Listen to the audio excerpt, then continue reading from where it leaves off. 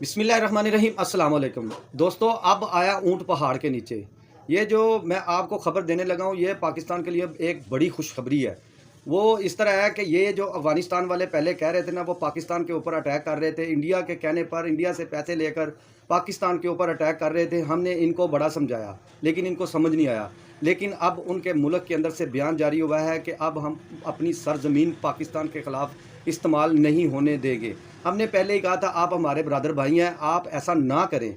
आप मुसलमान हैं, आप किसी हिंदू के कहने पर अपने भाइयों से लड़ रहे हैं। आप हमारे साथ हैं, 40 साल से आप हमारे साथ हैं, आप ट्रेड कर रहे हैं, यहाँ से कमा रहे हैं, अपने बच्चों को पाल रहे हैं, यहाँ से लेके जा रहे हैं। लेकिन ये जो हुकूमत आई थी ना, ये हुकूमत नहीं थी, ये अवामी हुकूमत नहीं थी। इन्होंने गस्बन कब्ज़ा किया था और आज उसका रिज़ल्ट ये निकला है कि उनके मुल्क के अंदर रजीम चेंज होने वाला है।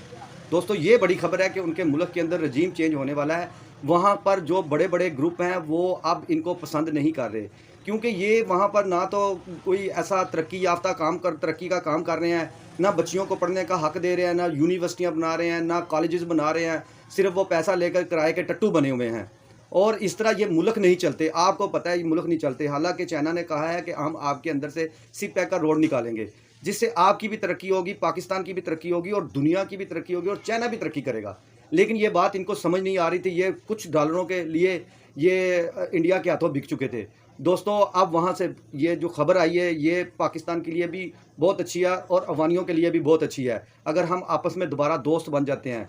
क्योंकि अफ़गानिस्तान को कोई रास्ता नहीं लगता कि वहाँ तक वो कोई ट्रेड कर सके। एक सिर्फ खुशकी का रास्ता पाकिस्तान की के रास्ते से निकलता है। लेकिन अगर उन्होंने ऐसा अभी ना किया तो फिर आगे जाकर और नुकसान होगा।